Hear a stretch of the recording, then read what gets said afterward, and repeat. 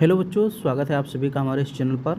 बच्चों, हम लोग मध्यकालीन भारतीय इतिहास पढ़ रहे हैं और इसमें आज हम लोग पढ़ेंगे दिल्ली सल्तनत के राजस्व व्यवस्था के बारे में और हम लोग सैनिक संगठन भी देखेंगे। तो बहुत ही इम्पोर्टेंट वीडियो होने वाली है। यहाँ से प्रश्न पूछे जाते हैं। सबसे पहले राजस्व व्यवस्था की बात करेंगे। तो राजस्व व्यवस्था में सबसे पहले हम करों के प्रकार के बारे में बात करेंगे। कितने प्रकार के कौन कौन से कर दिल्ली सल्तनत के सुल्तानों ने लगाए, उनके बारे में हम लोग यहाँ पे थोड़ा सा बात करेंगे। सबसे पहले बात करते हैं उस्र की। ये क्या था? ये तुर्की मुसलमानों से लिया जाने वाला भूमि कर था। तो सबसे पहला सवाल यही पूछा जाता है कि उस्र किस प्रकार का कर था? धार्मिक कर था, भूमि कर था, व्यापारिक कर था या सीमा शुल्क था? कैसा था? तो सबसे पहले आप जानिए उस्र क्या था। भूमि कर था, यानी भू राजस्व कर था, और ये सिर्फ और सिर्फ तुर्की मुसलमानों से लिया जाता था। यानी जो मुसलमान थे वो ये देते थे। और मुसलमान कृषकों की जो भूमि होती थी वो उसरी कहलाती थी। प्राकृतिक साधनों से जहाँ सिंचाई होती है वहाँ 10%, जहाँ कृत्रिम साधनों से सिंचाई होती है वहाँ 20% ये लिया जाता था। अब भाई, जहाँ कृत्रिम साधनों से सिंचाई होती है, मान लीजिए राज्य ने व्यवस्था करवाई है ट्यूबवेल की, या कुएँ खुदवाए हैं, नहरें बनवाई हैं, तो ऐसे जगह से 20% टैक्स लिया जाता था। अब मान लीजिए प्राकृतिक साधनों से, जैसे नदी है, नहर नहीं है, मान लीजिए नदी है, तो नदी तो किसी ने बनवाई नहीं, नहरें बनवाई जाती हैं लेकिन नदी अपने आप होती है। या मान लीजिए बरसात का पानी है, उससे फसल हो गई, तो 10% आपको देना पड़ेगा। तो ये था उस्र कर, जिसको भूमि कर कहते हैं, केवल और केवल मुसलमानों से लिया जाता था। दूसरा था खराज। अब ये गैर मुसलमानों से लिया जाने वाला भूमि कर था। याद कीजिए, ये जो है भूमि कर जो है ये भी उस्र के जैसा ही है। बस फ़र्क ये है कि उस्र जो लिया जाता है वो मुसलमानों से लिया जाता है, जबकि जो अन्य लोग हैं, यानी जो मुसलमान नहीं हैं, गैर मुसलमान हैं, उनसे खराज लिया जाता है। और ये लगभग 33 से 50% के बीच होता था। खराज न देने वाले क्षेत्रों को मवास घोषित किया जाता था एवं दंड दिया जाता था। तो ये था खराज गैर मुसलमानों से, यानी जैसे इसमें हिंदू हो गए, सिख हो गए, बौद्ध, जैन या अन्य धर्म के लोग हो गए, तो वो इस कर को देते थे। और कहा जाता है ये जो है अलाउद्दीन खिलजी ने लगभग 50% लगा दिया था। फिर तीसरे कर की बात करते हैं, ज़कात। तो ये मुसलमान देते थे, एक धार्मिक कर था। उनकी संपत्ति का 2.5% होता था, यानी 40वां भाग। और निसाब, संपत्ति की वह न्यूनतम मात्रा जिससे अधिक संपत्ति होने पर ज़कात देना पड़ता था। तो निसाब क्या होता था? न्यूनतम मात्रा होती थी। मान लीजिए टैक्स 100 रुपये पर लगा है, ये जो ज़कात है 100 रुपये पे लगता है, कि अगर आप 100 रुपये कमाते हैं तो आप 2.5 रुपये टैक्स दीजिए। अब मान लीजिए आप 100 रुपये आप नहीं कमाते, आप 95 रुपये ही कमाते हैं, तो ये 95 रुपये न्यूनतम मात्रा है। अगर इससे अधिक हो जाएगा, यानी 100 हो जाएगा, तो आपको टैक्स देना पड़ेगा। ठीक है, तो वह न्यूनतम मात्रा, या आप सीधे सीधे कह लीजिए 99। अगर इससे 1 रुपया भी ज़्यादा हुआ तो आपको टैक्स देना पड़ेगा। अगर 99 आप कमाते हैं तो आपको टैक्स नहीं देना पड़ेगा। तो 99 को क्या कहेंगे? निसाब, यानी न्यूनतम मात्रा होती है जिस पर आपको टैक्स नहीं देना पड़ता है। फिर चौथा कर है जजिया कर। बहुत इम्पॉर्टेंट है। गैर मुसलमानों से लिया जाता था। ठीक, किससे? गैर मुसलमानों से ये लिया जाता था। और एक धार्मिक कर था जिसके बदले उनके जीवन व संपत्ति की रक्षा होती थी और सैनिक सेवा से मुक्त कर दिए जाते थे।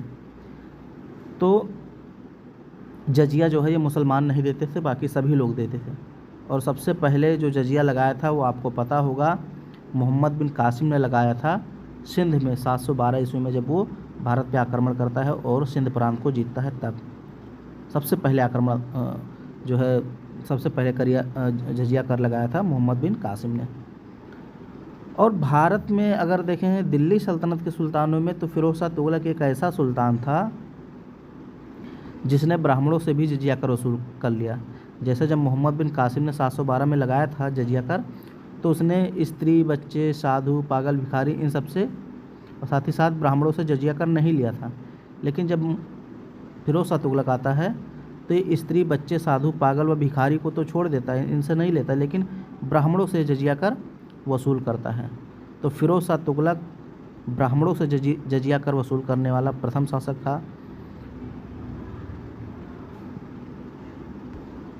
लोगों की आर्थिक स्थिति के अनुसार जजिया कर लिया जाता था। जो बहुत समृद्ध हैं वो 48 दिरहम देते थे, जो थोड़े मिडिल क्लास के हैं वो 24 दिरहम, और जो बहुत गरीब हैं वो 12 दिरहम देते थे। और ये वार्षिक होता था, मतलब एक वर्ष में देना होता था। फिर पांचवा कर है खुम्स। इसको माल ए गनीमा कहते हैं। यह लूट एवं भूमि में गड़े खजाने में राज्य का हिस्सा होता था। यानी मान लीजिए किसी सैनिक को गड़ा हुआ खजाना मिल गया, या कोई व्यक्ति है वो कहीं खजाना पा गया, तो क्या होता था, 80% तो जिसको खजाना मिलेगा उसका होगा, और 20% राज ले लेगा। यानी 100 रुपये मिला तो 20% राज यानी सुल्तान ले लेगा, और 80 जिसको मिला उसको दे देगा। और ये तो लूट वाला हो गया, मतलब खजाने वाला हो गया। और लूट में भी जैसे मान लो सैनिक किसी अभियान पे गए हैं और सैनिकों ने किसी राज्य को तबाह कर दिया, बर्बाद कर दिया, वहाँ की धन संपत्ति को लूट लिया, तो उसका भी यही बंटवारा होता था 80 और 20 का। यानी 80% सैनिकों में और 20% राजा में बांटा जाता था। अब कुछ शासक ऐसे हुए जो 80% खुद रखते हैं, जबकि 20% दूसरों को देते हैं, जैसे अलाउद्दीन खिलजी। इसके बारे में कहा जाता है कि ये खुम्स का 4/5 भाग, यानी 80% खुद रखता था और 20% सैनिकों को देता था। मोहम्मद बिन तुगलक ने भी यही काम किया। लेकिन फिरोज शाह तुगलक ऐसा था जो 20% ही लेता था, बाकी 80% सैनिकों को दे देता था। सिकंदर लोदी ने गड़े हुए खजाने में अपना हिस्सा ही नहीं लिया, यानी कि ये 0% लेता था सिकंदर लोदी। फिर बात करते हैं हम लोग भूमि वर्गीकरण और राजस्व शब्दावलियों की। अभी तक मैंने आपको 5 प्रकार के महत्वपूर्ण कर बताया, वहीं से प्रश्न पूछा जाएगा। अब भूमि प्रकार की बात करते हैं। भाई कितने प्रकार की भूमि होती थी? तो एक भूमि थी खालसा भूमि। ये सुल्तान के प्रत्यक्ष नियंत्रण में या प्रत्यक्ष अधिकार में होती थी। सुल्तान की निजी आय खालिसा कहलाती थी या इमलाक कहलाती थी। तो सबसे पहले खालसा और खालिसा में अंतर समझिए। खालसा जो है ये भूमि है। खालसा मतलब भूमि, यानी कैसी भूमि? जिस पर शासन, सत्ता या जो सुल्तान है उसका प्रत्यक्ष अधिकार है। प्रत्यक्ष रूप से शासक सुल्तान के अधिकारी कार्य करते हैं उस पर, और यहाँ से जो आय प्राप्त होती थी उसको खालिसा कहते थे या इमलाक कहते थे। इजारेदारी या मुकाता व्यवस्था सर्वप्रथम खालिसा भूमि पर ही लागू की गई थी। इजारेदारी क्या होता था? इजारेदारी होता था ठेके पर टैक्स वसूलने का अधिकार। खालिसा भूमि का राजस्व आमिल नामक अधिकारी सीधे केंद्रीय खजाने में जमा करता था। तो ये जो खालसा भूमि मैंने बताया जो सुल्तान के प्रत्यक्ष नियंत्रण में होता था, प्रत्यक्ष अधिकार में होता था, यहाँ पे कौन सा अधिकारी होता था? आमिल, ये राजस्व अधिकारी होता था, और ये टैक्स वसूल करके सीधे केंद्रीय खजाने में यहाँ का पैसा जमा करता था। ठेकेदारी पर राजस्व वसूली को मुक्ता या मुकाता कहा गया, या इसी को इजारेदारी व्यवस्था कहा गया। लोधी शासकों के समय मुक्ता को वजहदार कहा गया। जो लोधी शासक थे उनके समय, लोधी वंश के जो शासक थे उनके समय मुक्ता को वजहदार कहा गया। और मुक्ता मतलब मुकाता या इजारेदारी व्यवस्था। इसमें क्या होता था कि एक क्षेत्र का ठेका दे दिया जाता था किसी व्यक्ति को, किसी ज़मींदार को, कोई बड़ा आदमी है तो उसको ठेका दे दिया जाता था, वो ठेके पे टैक्स वसूलता था। भूमि पैमाइश को मसाहत कहा गया, और पैमाइश के बदले जरिमाना शुल्क लिया जाता था। तो सबसे पहले मसाहत क्या है? यह भूमि की पैमाइश है, यानी भूमि का मापना, भूमि का मापना या नापना या पैमाइश मसाहत कहलाता है। और पैमाइश के बदले भाई जो पैमाइश करने आएंगे अधिकारी, भूमि का नाप करने आएंगे, उसको मापन करने आएंगे, तो उनको एक टैक्स दिया जाता था, जरिमाना इसको कहते हैं, भूमि सर्वेक्षण शुल्क। अब बिसवा क्या होती थी? यह भूमि पैमाइश की मानक इकाई थी।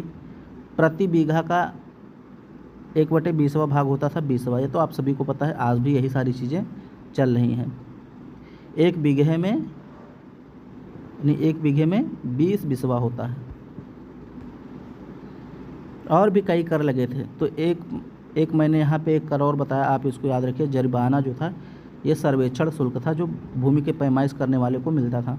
और फिर 5 कर मैंने पहले ही बता दिया, जजिया, जगात, खुम्स, खराज और उसर। अब कुछ और करों की बात करें। अब ये तो फाजिल था, या इसी को फवाजिल कहते हैं। ये अधिशेष भू राजस्व होता था। इसको थोड़ा समझ लीजिए।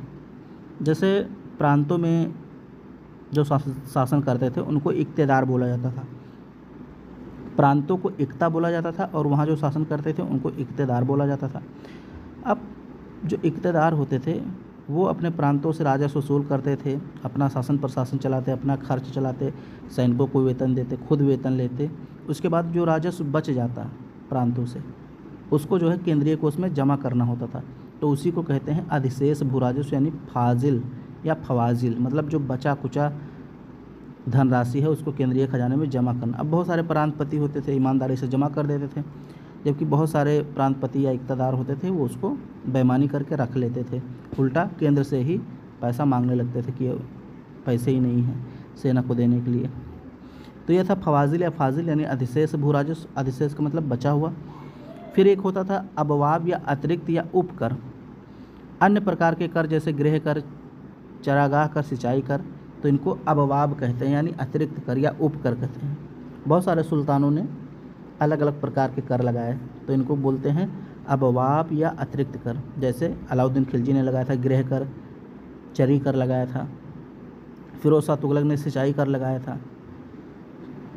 अब खिदमती क्या होता है? अधीनस्थ या पराजित भारतीय राजाओं से प्राप्त खराज। जैसे मान लो कोई राजा हार गया तो वो जीते हुए राजा को टैक्स देता था, जिसको खिदमती कहते थे। तरकात क्या है? यदि किसी व्यक्ति की मृत्यु बिना उत्तराधिकारी के छोड़े हो जाती है तो उसकी संपत्ति को सरकारी कोष में जमा कर लिया जाता है, जिसे तरकात कहते हैं। सीधी सी बात है, मान लीजिए किसी व्यक्ति की मृत्यु हो गई, उसके पास बहुत संपत्ति है लेकिन उसका कोई उत्तराधिकारी नहीं, कोई बेटा बेटी उसकी नहीं है, तो उसकी संपत्ति तरकात संपत्ति कहलाएगी और उसको सरकार जब्त कर लेगी और लोक कल्याणकारी कार्यों में उसका उपयोग करेगी, यानी सड़कें बनवाने में, नहरें बनवाने में। एक होता है जिहात। ये निर्धारित करों के अतिरिक्त एक अन्य कर था, तो ये भी एक प्रकार का कर था। सल्तनत काल में कृषक ही भूमि के स्वामी होते थे। राजा या जागीरदारों को केवल उपज का हिस्सा लेने का अधिकार प्राप्त था। तो भूमि के स्वामी कौन होते थे सल्तनत काल में? कृषक। जबकि राजा या जो जागीरदार होते थे इनका केवल और केवल क्या अधिकार था? उपज का हिस्सा लेने का।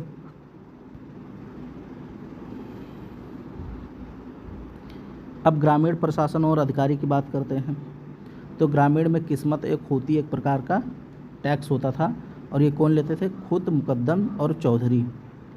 तो खुद मुकद्दम चौधरी ज़्यादातर हिंदू ही होते थे और ये गाँव में टैक्स वसूलते थे, वहाँ शासन प्रशासन करते थे। तो उनको उपज का कुछ हिस्सा मिलता था जिसे किस्मत एक होती कहा जाता था।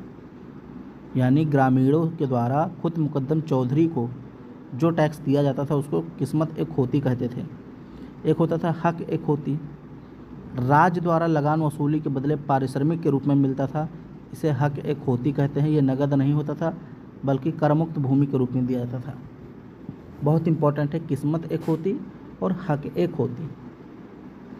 तो हक एक होती क्या था? ये राज्य देता था खुद मुकद्दम चौधरी को, और किस्मत एक होती कौन होता था? एक ग्रामीण के किसान देते थे।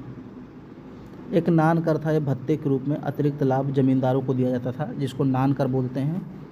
अब यहाँ खुद कौन होते थे? ये गांव का राजस्व वसूल करने वाला अधिकारी होता था। मुकद्दम गांव का मुखिया होता था, और चौधरी कौन होता था? 100 गांवों का या परगने का प्रमुख होता था। सुल्तान के अधीनस्थ हिंदू शासकों के अधिकार में रहने वाली भूमि रनाका भूमि कहलाती थी। मान लो कोई ऐसा हिंदू शासक है जो सुल्तान के अधीन है, यानी सुल्तान के अधीन है, उसके अंडर में है, तो उस हिंदू शासक के अधिकार में जो ज़मीन रहेगी उसको रनाका ज़मीन बोलेंगे। अब अलाउद्दीन खिलजी के सुधारों के बारे में थोड़ा सा हम लोग देखते हैं। सल्तनत काल में लगान नगद और अनाज दोनों रूपों में लिया जाता था। इब्राहिम लोदी ने लगान नगद के रूप में लेने का हुक्म दिया। अलाउद्दीन खिलजी भारत का प्रथम मुस्लिम शासक था जिसने पहली बार भूमि की पैमाइश करवाई और वास्तविक आय के आधार पर राजस्व निश्चित किया। तो पहला सुल्तान कौन था जिसने ज़मीन की नपाई करवाई, यानी पैमाइश का मतलब नपाई, नापा उसको कितना किसके पास है। तो अलाउद्दीन खिलजी ही पहला सुल्तान था जिसने ये काम किया था। अलाउद्दीन खिलजी ने बकाया भू राजस्व वसूल करने के लिए दीवान मुस्तक राज नामक विभाग की स्थापना की। ये बहुत पूछा जाता है। दीवान मुस्तक राज विभाग जो था, ये कैसा विभाग था? राजस्व विभाग, राजस्व विभाग था। अब मान लो कोई किसान किसी वर्ष टैक्स नहीं दे पाया या कम दिया, तो जो बकाया राशि होती थी उसका निपटारा यही करता था राजस्व विभाग या दीवान मुस्तक राज। और इसकी स्थापना अलाउद्दीन खिलजी ने की। अलाउद्दीन के समय लगान बहुत सख्ती से वसूल किया जाता था, बहुत कठोरता से वसूल किया जाता था। अब थोड़ा यहाँ अलाउद्दीन खिलजी और गयासुद्दीन तुगलक की तुलना करते हैं। तो अलाउद्दीन खिलजी के बारे में देखते हैं। बर्नी लिखता है कि एक साधारण लगान अधिकारी खुद व चौधरियों को पीट कर उनसे लगान वसूल कर सकता था। सभी व्यक्ति लगान अधिकारियों से इतनी घृणा करते थे कि इनको ज्वर से भी बुरा समझने लगे थे। कोई भी व्यक्ति अपनी पुत्री का विवाह उनके साथ करने को तैयार नहीं था। कहने का मतलब जो अलाउद्दीन के समय में अधिकारी होते थे, चाहे खुद हो, मुकद्दम हो, चौधरी हो, या जो अधिकारी राजस्व वसूल करते थे, बड़ी निर्दयता से वसूल करते थे जनता से। जनता को पीट करके लगान वसूल कर लेते थे। तो जनता जो है इनसे डरती थी बहुत ज़्यादा, खुद मुकद्दम चौधरी या राजस्व वसूल करने वाले अधिकारियों से वो डरती थी। वो कहती थी कि ये लोग तो ज्वर से भी ज़्यादा खतरनाक है। ज्वर यानी कि जो बुखार चढ़ जाता है उससे भी ज़्यादा खतरनाक ये अधिकारी हैं, यानी बीमारी से भी ज़्यादा खतरनाक है। अन्य सभी सुल्तानों ने अनुमान के आधार पर ही लगान निश्चित किया। नस्क, मुक्तई या कनकात इसको कहते हैं। तो कई बार आपसे पूछा जाएगा कि नस्क या मुक्ताई या कनकत व्यवस्था कैसी थी। तो ये लगान वसूलने की एक व्यवस्था थी जिसमें अंदाज के आधार पर, यानी अनुमान के आधार पर लगान वसूल कर लिया जाता है। इसमें पैमाइश नहीं करवाई जाती, भूमि को या फसल को नापा नहीं जाता है, बस एक अंदाज़ा लगा लिया जाता है कि हाँ आपकी खेत में इतना अनाज पैदा हो सकता है और आप इतना टैक्स दीजिए। तो इसको नस्क, मुक्ताई या कनकत व्यवस्था कहते हैं। अलाउद्दीन खिलजी ने सैनिकों को नगद वेतन देकर इक्ताओं के विस्तार पर रोक लगाई।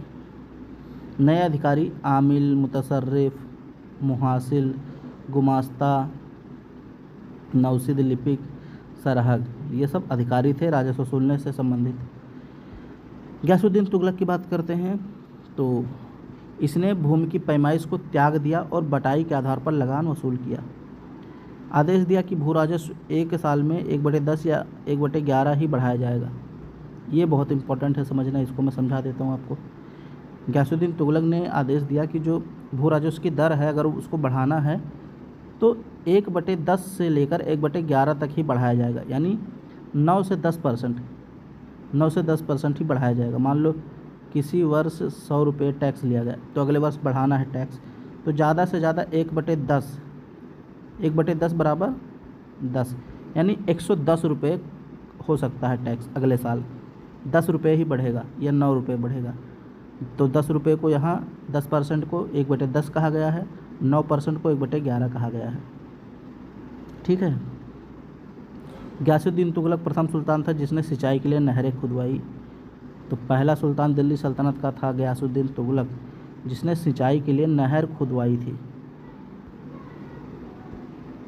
मोहम्मद बिन तुगलक की बात करें, इसके सुधारों की, तो इक्ता व्यवस्था में सुधार करते हुए वली उल खराज नामक नए पद का गठन किया। वली और मुक्ता पद को अलग अलग कर दिया। राज्य की संपूर्ण आय का लेखा जोखा तैयार करवाया। मोहम्मद बिन तुगलक एवं सिकंदर लोदी ने अलाउद्दीन की तरह भूमि की पैमाइश के आधार पर लगान वसूल किया था। यानी मोहम्मद बिन तुगलक भी था और सिकंदर लोदी, इन्होंने भी पैमाइश करवाई भूमि की, यानी नाप करवाई, और फिर अलाउद्दीन खिलजी की तरह टैक्स वसूल किया। कृषकों को सोनधर या तकावी ऋण प्रदान किया जाता था। कुछ किसान ऐसे होते थे जिनको फसल उपजाने के लिए भर्ती नहीं होती थी, उनके पास पूंजी नहीं होती थी, तो सरकार उनको सोनधर या तकावी ऋण देती थी। ये उधारी होता था, उधारी किसानों को राज्य की तरफ से दिया जाता था। तकावी ऋण पर कोई ब्याज नहीं लिया जाता था। ये ऋण चौधरी एवं मुकदमों के माध्यम से दिया जाता था, जो ऋण के गारंटर भी होते थे। फिरोज शाह तुगलक की बात करते हैं तो फिरोज शाह तुगलक ने इक्ता को पुनः वंशानुगत कर दिया और उसके स्थानांतरण पर रोक लगा दी। सैनिकों को वेतन के बदले जागीर या भूमि देना फिर से शुरू कर दिया। कहने का मतलब यह था, फिरोज शाह तुगलक नगद वेतन को तवज्जो नहीं देता है। ये सैनिकों को उनकी सेवा के बदले क्या देता था? जागीर यानी भूमि दे देता था, भूमि अनुदान के रूप में देता था। और इसने इक्ता व्यवस्था को वंशानुगत कर दिया और स्थानांतरण पर रोक लगा दी, यानी जो इक्तादार जहाँ पे नियुक्त है वो वहीं पे रहेगा, फिर उसके बाद उसका बेटा आ जाएगा। फिरोज शाह तुगलक के काल में सर्वाधिक इक्ता प्रदान किए गए। फिरोज शाह तुगलक पहला सुल्तान था जिसने सिंचाई कर लगाया था। सिंचाई कर को हाब ए सर्ब या कहीं कहीं हक ए सर्ब लिखा होता है, हक ए सर्ब लिखा होता है कहीं कहीं। ये एक सिंचाई कर था, फिरोज शाह तुगलक ने लगाया। कृषि के विकास के लिए पूर्वी पंजाब में रजवाही और उलूग खानी नामक 2 नहरें बनवाई थी। कई बार पूछा गया, उलूग खानी और रजवाही नामक नहर किसने बनवाई? तो फिरोज शाह तुगलक ने बनवाई। फिरोज ने तकावी ऋण को अपने वजीर खाने जहाँ तेलंगानी के कहने पर माफ़ कर दिया। तो फिरोज शाह तुगलक का वजीर कौन था? खाने जहाँ तेलंगानी। ये फिरोज शाह तुगलक का प्रधानमंत्री यानी वजीर था। और इसी के कहने पर फिरोज शाह तुगलक ने तकावी ऋण माफ़ कर दिया। ये तकावी ऋण यानी उधारी जो था, मोहम्मद बिन तुगलक ने किसानों को दिया था। जैसे पिछली गवर्नमेंट किसानों को उधार दे दे और जब अगली गवर्नमेंट आए तो कर्जे को माफ़ कर दे। जैसे मान लीजिए कांग्रेस ने किसानों को उधार दिया, बीजेपी की गवर्नमेंट आई तो उसने उन कर्जों को माफ़ कर दिया, किसान खुश हो गए। तो ऐसे ही मोहम्मद बिन तुगलक ने तकावी ऋण दिया था किसानों को, और फिरोज शाह तुगलक जब शासक बनता है तो वो इस तकावी ऋण को माफ़ कर देता है। किसके कहने पे? खाने जहाँ तेलंगानी के कहने पे। उसने उलेमाओं से सलाह लेकर सिंचित भूमि पर हक ए सर्ब लिया, जो 10% होता था। तो ये सिंचाई कर था, मैंने आपको बता दिया। फिरोज शाह तुगलक और सिकंदर लोदी। तो फिरोज शाह तुगलक ने खराज, जजिया, खुम्स को छोड़कर सभी कर हटा दिए थे। फिरोज़ ने खराज वसूलने में भी मध्यम मार्ग अपनाया, यानी बहुत कठोरता नहीं अपनाई अलाउद्दीन खिलजी की तरह। अलाउद्दीन खिलजी के समय तो अलाउद्दीन खिलजी के समय टैक्स वगैरह बहुत कठोरता से वसूला जाता था, पीट कर वसूला जाता था। लेकिन फिरोज शाह तुगलक ने मारपीट छोड़ दिया, यानी मध्यम मार्ग अपनाया। सिकंदर लोदी ने खाद्यान्नों पर ज़कात हटा दिया। प्रांतों में बही खातों की जांच के लिए साहिब दीवान नामक अधिकारी की नियुक्ति की और कई केंद्र को सूचनाएं देता था ये।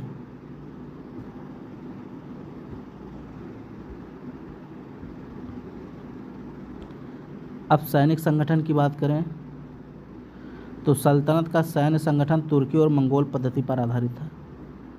सैन्य विभाग को दीवान अर्ज कहा जाता था। सैन्य विभाग को क्या कहते थे? दीवान ए अर्ज। ये सैन्य विभाग था, सेना से संबंधित एक विभाग था। और यहाँ के जो प्रमुख होते थे उनको आरिज ए मुमालिक कहा जाता था, और इस विभाग की स्थापना बलबन ने की थी।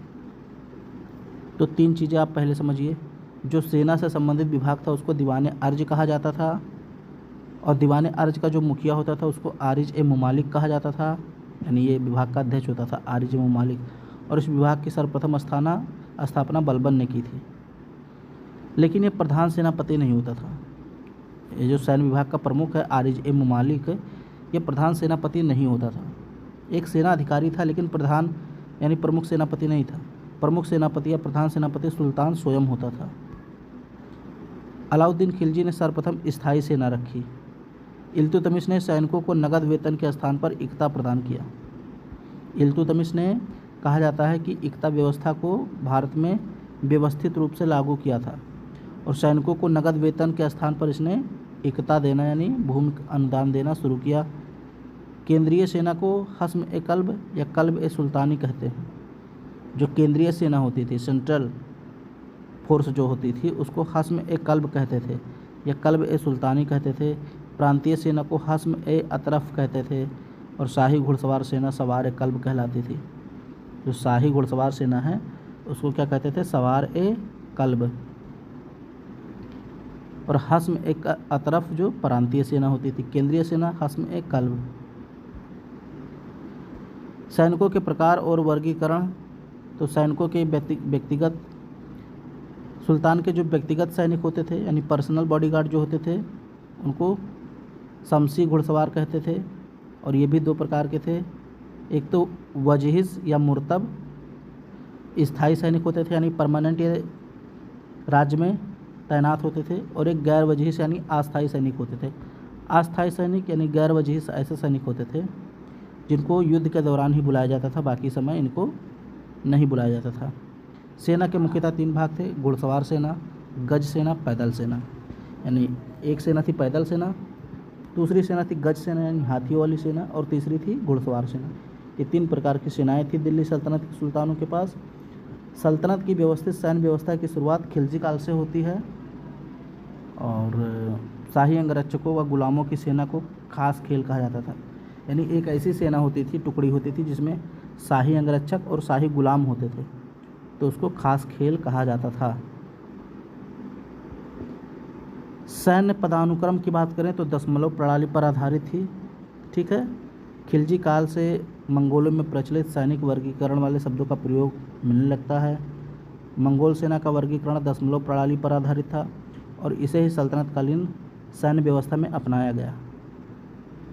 दशमलव प्रणाली का मतलब जैसे 10 सैनिकों का एक प्रमुख होता था जिसको अमीर दह बोलते थे, यानी इसमें 10 के गुणज आएंगे, 10, 100, 1000, 10,000 ऐसे आएंगे। तो जो 10 सैनिकों का प्रमुख होता था उसको अमीर ए दह बोलते थे। 10 सैनिक इसके अंडर में होते थे। फिर 10 अमीर ए दह मिल करके यानी 100 सैनिक कहिए या 10 अमीर ए दह कहिए, इनका प्रमुख कौन होता था? अमीर सदा। 100 सैनिकों या 10 अमीर ए दह का प्रमुख अमीर सदा होता था। फिर आता था अमीर हजारा, ये 1000 सैनिकों का प्रमुख या 10 अमीर ए सदा का प्रमुख होता था। फिर अमीर ए तुमन, ये 10,000 सैनिकों का प्रमुख यानी कि 10 अमीर हजारा का प्रमुख। सीधे सीधे आप चाहे सेना को देख लीजिए, सेना में देखेंगे तो अमीर दह 10 सैनिकों का प्रमुख, अमीर सदा 100 सैनिकों का प्रमुख, अमीर हजारा 1000 सैनिकों का प्रमुख, और अमीर तुमन 10,000 सैनिकों का प्रमुख। अब इसको एक तरीके से और समझ सकते हैं, जैसे 10 सैनिक मिलकर एक अमीर दह बनाते थे, 10 अमीर दह मिलकर एक अमीर सदा, और 10 अमीर सदा मिलकर एक अमीर हजारा, और 10 अमीर हजारा मिलकर एक तुमन बनाते थे। बर्नी ने दशमलव वर्गीकरण को दूसरे ढंग से स्पष्ट किया है। सबसे छोटी सैनिक इकाई सरखेल थी और सबसे बड़ी खान होती थी। खान के ऊपर केवल सुल्तान होता था, अतः खान सुल्तान के बाद सर्वोच्च होता था। इसको मैंने आपको पहले ही बता दिया है। तो धन्यवाद, ये था आपका आज मैंने आपको पढ़ाया टैक्स के बारे में, राजस्व व्यवस्था के बारे में, और थोड़ा बहुत सैनिक व्यवस्था के बारे में मैंने बताया। वीडियो पसंद आए तो इसको लाइक शेयर सब्सक्राइब ज़रूर कीजिए।